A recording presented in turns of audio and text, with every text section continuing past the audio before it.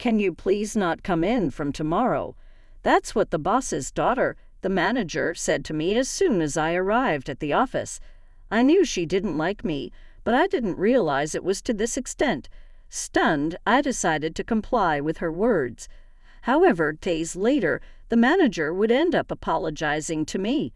My name is Ben Jones.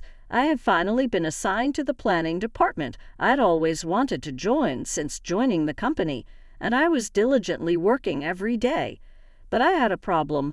My boss, the manager, was giving me a hard time every day. Since the manager is the president's daughter, I couldn't oppose her and had no choice but to endure. Then one day, upon arriving at the office, I was called by the manager. "Manager, did you want to see me?" "Do you know why you're here?" "No, I don't." "Huh, you really have no idea. That's what I hate about low-ranking college graduates." "I'm sorry. I was constantly told that the university I graduated from was low-ranking and that I wasn't fit to be under her. Except for me, everyone in this department had a stellar background, and I was an unwelcome presence. I've decided. Please don't come in starting from tomorrow." "Wait, what do you mean?" "Nobody expects anything from a plan made by someone from a low-ranking school. The company doesn't need or want useless baggage like you." "That serves you right." The manager's entourage also laughed at me. "Are you saying I'm fired? Is that a done deal?" "I'm the one saying it. Daddy would obviously agree. You should be thankful you got to work here this long. No matter what plan I came up with, it was always rejected without even a glance. Though I had been enduring, I never thought I'd be told to leave the company." "Understood. May I ask about the copyright of my previous plans?" "We don't need plans that are as worthless as trash." "Bye." I completed the resignation procedures that very day. Months later, I started working at a different company. One day, my voicemail was filled with numerous messages. "Please come back to the company. Can you at least contact us once?" The caller was the previous company's president. It had been a while since I quit, and I found a job, so I didn't pick up the phone. However, after repeated calls, which started affecting my work, I reluctantly decided to call back. As soon as I made the call, the president answered. "Ben, why did you leave the company?" "The manager told me to quit." "That must have been a misunderstanding. Please come back. We're in trouble without you here." The president seemed very flustered. Unlike the manager, the president had always valued me. However, he had turned a blind eye to the harassment I endured. I couldn't see myself wanting to return to such a company. "I am no longer associated with that company." I said that, intending to hang up the phone. "We can sort this out if we talk. I'll bring my daughter along next time so we can discuss this." The president said that before I hung up without responding. Later, when I arrived at work, I was told I had visitors. Thinking it couldn't be, I headed to the reception room, and there they were, the former company's president and the manager. "President, you really came? And how do you know I'm working at this company?" "The company I currently work for is a rival of my previous one." "Hey, Ben, I used my connections to find you. For now, just take a seat." Reluctantly, I sat down, making eye contact with the manager, wondering if she truly came to apologize. She suddenly slammed her hand on the table. "This makes no sense. Why should I have to come all this way for someone like him? If you want to talk, you should be the one coming to me." Far from apologizing, she was yelling at me. "I don't really have anything to say. It's ridiculous to quit just because you got a little scolded at work." "Quit because I was scolded? What do you mean?" "I gave advice on your plan, but you didn't want to take it, so you quit. That's not how a professional behaves." I couldn't comprehend what the manager was saying. "That's not how it happened. I was suddenly told not to come to the company." "You think just because I'm the president's daughter, I got my position through connections, and you don't want to take advice from me?"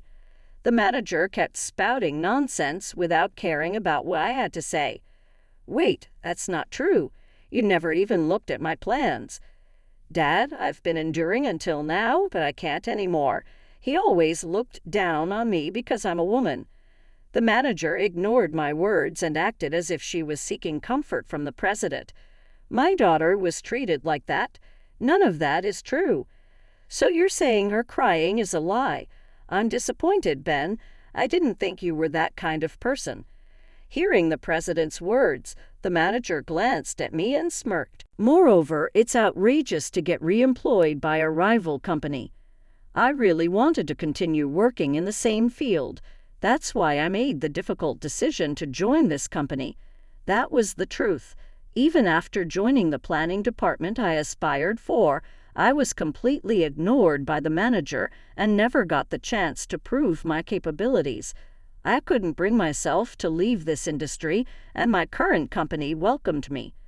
You must have sold our company's information to get this job, right? Why else would they hire someone as incompetent as you? I did no such thing. I've maintained confidentiality, and this company never asked me for any information. People can say anything. In fact, our company has— Stop! Don't say another word. The president hastily interrupted. The manager was about to say something they didn't want me to hear. Humph! Such a useless person. This company should fire him. A low-rank individual only brings shame. If Ben apologizes, I might consider taking him back. I'll even reassign him to the planning department he wishes for. No, we don't need someone like him. Just bear with it and continue as usual. We'll manage. Then I want a raise. The two of them continued discussing without any regard for my opinion. I've repeatedly expressed my unwillingness to return. Yet why am I being told to apologize and be forgiven? I was so frustrated by being treated like a fool that I was trembling. The manager noticed that. Ben, are you crying with joy? It figures. Low-ranked individuals really can't help themselves. You really are a kind soul, aren't you? Taking someone like him back is nothing short of generous. Just make sure you don't irritate me too much. Make sure you listen to your boss, okay? I'll sort things out with this company. I have no intention of leaving this company. You still don't get it. I'm offering to take care of you before you get fired for incompetence. You really are clueless. That's the way it is, but don't quit over a little scolding. The president and the manager mocked me. Mr. President, if I may be so bold, the manager is lying, I said, despite all that had been said before. What? After all we've been saying, you're taking this attitude. I'm not lying, the manager retorted. That's quite the accusation. Do you have any evidence to back that up? The president asked. Yes, I prepared this just in case, I said, taking a voice recorder out of my bag. I had recorded not only the day the manager told me to leave, but also any other occasions when she had said something unreasonable. What, you've been recording me? The manager exclaimed. At the sight of the voice recorder, she visibly panicked. Dad, we don't need to listen to this. Let's just go, she urged. Then I'll play it, I said. I played the recording, ensuring the manager, who was trying to leave, could hear it. The recording clearly captured the manager's voice telling me not to come to the company. What's the meaning of this? My daughter was lying, the president exclaimed. It's a lie. I went on to reveal all the unfair treatment I had received from the manager. The recording included the sound of my proposal being torn up, the manager and her aunt bad-mouthing me during work hours, and a crucial exchange where I asked why my proposals were never reviewed, and she replied, "They're from a low-ranked individual like you. Your ideas are as expected." It was undeniable proof that the manager had been lying. By the way, this is the proposal that the manager tore up, I said, handing a freshly printed proposal to the president. He took it, visibly shaken, and started reading. No way, it's the plan for the hit product this company is currently selling, he exclaimed. This was a project I had put my heart and soul into, hoping to get the manager's approval. But all my efforts were in vain. The proposal was torn up without even being read, I explained. Why did you reject this proposal? You didn't even look at it. The president confronted the manager. Well, his proposals were always so pathetic. I thought there was no need to read them. It's his fault for always behaving badly, she replied. By the way, I submitted several other proposals like this, but none were ever reviewed, I said, handing another set of documents to the president. Most of them were products that had been developed since I moved to my current company, I added. So it's all true. This too. These were Ben's plans? The president asked. Yes, I worked hard hoping to be recognized by the manager, but not once did she look at my proposals, I confirmed. Why would you do something so foolish? I'm not the one at fault here, the manager interjected. Wait, these plans were all developed by this company, right? That's a violation of copyright law. What are you going to do about that? The president asked. Indeed, if we sue, we'll win, right? He continued, regaining his composure. The manager looked at me as if to say she'd gotten the upper hand, but I wasn't done yet. Manager, don't you remember when I left, you promised to transfer all the copyrights of my projects to me, didn't you? I never said that. I don't remember, the manager stammered. You're probably going to say you recorded it, right? What's the point of such verbal agreement evidence? She added. No, it's not just that. I got it in writing with your signature, I said, showing a piece of paper to the manager. It clearly stated that the copyrights belong to me, acknowledged and signed by her. What? I don't remember signing this. The manager seemed quite flustered upon seeing the document. When I submitted my resignation paperwork, I included this document and got your signature on all the papers, I explained. That's sneaky, making me sign something hidden, the manager accused. It wasn't hidden. Didn't you even read the documents you were signing? I retorted. Oh no, the manager's face turned pale. As this document states, I hold all the copyrights. I see, I understand. It seems my daughter was really in the wrong, the president concluded. Don't say such terrible things. Shut up, the manager snapped at him. Do you have any idea how much profit you've cost us, Ben? No, Mr. Jones, won't you please consider coming back to our company? I promise to offer you a higher position than before, a better one than your current company can provide, the president pleaded. What about me then? You were not ready for the manager position. Start from the beginning again, he added, making the manager crumble. But such things no longer mattered to me. The president was desperately trying to win me over. So what do you say? Have you changed your mind about returning? There's no one left to give you a hard time anymore, you know. The president pressed me for an answer, his eyes gleaming. Wanting to leave this situation, I asked the president a question. There's something I want to ask. Sure, ask me anything, he replied. It hasn't been long since I left your company, so why are you so desperate to bring me back now? I inquired. Well, the president's voice suddenly faded. We've been very busy. Recently, I thought about addressing it sooner, but I couldn't find the time.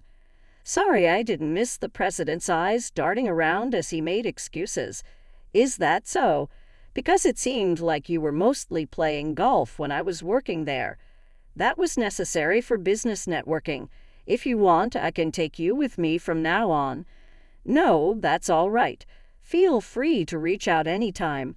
You're going to be our star player from now on. The president kept talking as if my return to the company was a foregone conclusion. Though he was making concessions, I felt the pressure of don't go against the president. There must be a reason you want me back in the company so badly. Reason? It's nothing grand.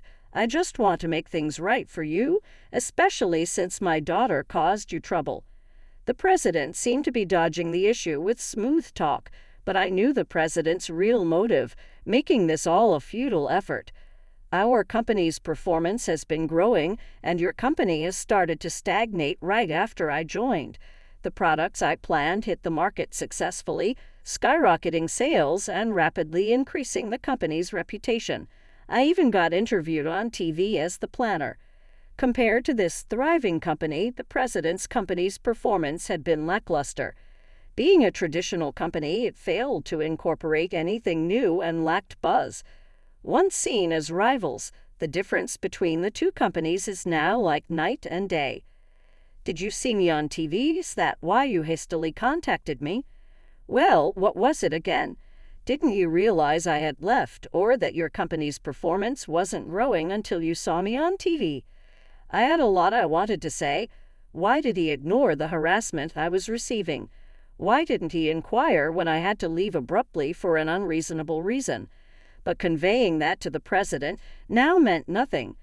There's no need for me to be involved anymore. Did you think I was unaware of everything? You're a spiteful person. Yes, our company is in a pinch. If you know that, come back quickly. I have no intention of leaving this company. Are you defying me? I was the one who transferred you, a low-ranked college graduate, to the planning department. Are you repaying my kindness with betrayal? I am grateful for being placed in the planning department and offered many ideas and responses. However, it was the president's kin who refused to accept them. How dare you speak to me like that? As the president raised his voice, the door to the reception room opened. Barb Ben has been of great service to us, boss. We're in the middle of something. I can't have you entering unannounced. With all due respect, it's also a nuisance for our company when you come without an appointment, occupy the reception room, and tie up our valuable employee. A person of your level shouldn't be so arrogant. Who do you think I am? My apologies. May I offer you my business card? My boss said that and presented a business card to the president. The president snatched the business card, and his face turned pale as he read it. My father is busy, so I came in his stead. I will be serving as the CEO from next year. My boss, like the manager, was the son of the company's president and an extremely capable person set to become the new president next year. I had no idea. My apologies. No problem. We're grateful for the talented individual you've provided us. The president bowed, trembling. I was puzzled as to why the president was so anxious. However, we will have to decline the collaboration project you proposed recently. What? You said you considered it to help our company. I did consider it, even though it's a rival company.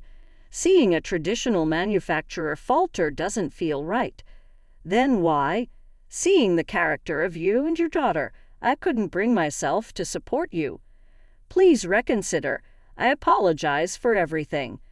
Watching the president desperately apologizing to my boss, the manager seemed to finally realize the gravity of the situation. Please help me out here. I'm sorry. It's my boss's decision. There's nothing I can do.